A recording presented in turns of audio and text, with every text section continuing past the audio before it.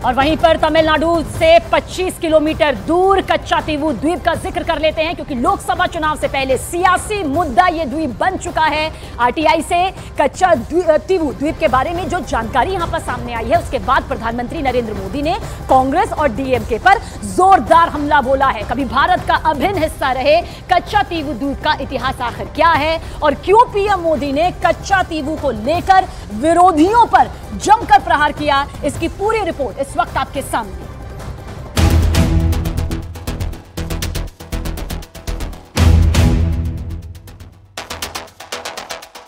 कांग्रेस का ये एक और देश विरोधी कारनामा देश के सामने आया है।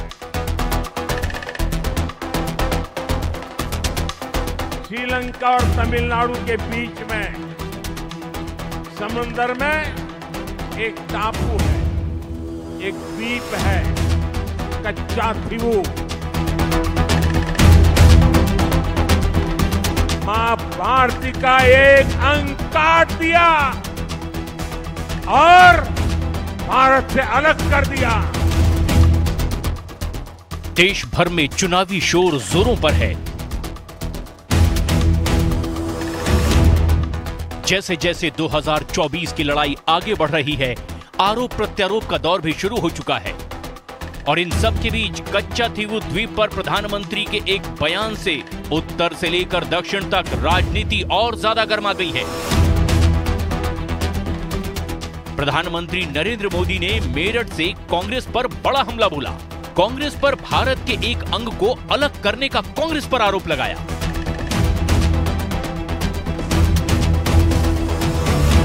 भारती का एक अंग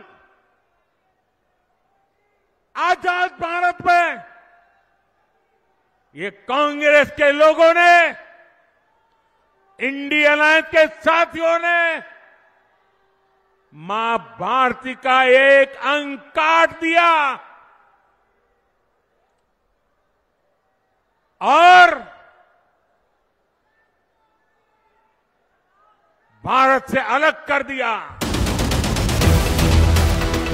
पीएम ने कांग्रेस पर भारत के एक अंग को अलग करने का आरोप लगाया। प्रधानमंत्री मोदी ने जैसे ही कच्चातीवू का जिक्र किया, उससे दक्षिण भारत में सियासी घमासान छिड़ गया। कच्चातीवू का जिक्र करके प्रधानमंत्री ने दक्षिण भारत में इंडिया अलायंस को घेर लिया है। कच्चातीवू क्या है, इसका इतिहास क्या है और क्यों कच्चातीवू को लेकर के कांग्रेस पीएम मोदी के निशाने पर है, ये सब समझने से पहले कच्चातीवू पर पीएम मोदी का बयान सुन लीजिए। आज ही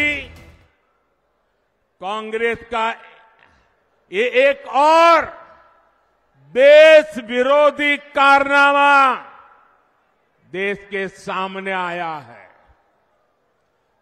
तमिलनाडु में भारत के समुद्री तट से कुछ दूर, कुछ किलोमीटर दूरी पर श्रीलंका और तमिलनाडु के बीच में समुद्र में एक टापू है, एक द्वीप है, कच्चातीवू। अलग अलग नाम भी लोग बोलते हैं, कच्चातीवू। ये द्वीप सुरक्षा की दृष्टि से बहुत महत्वपूर्ण है।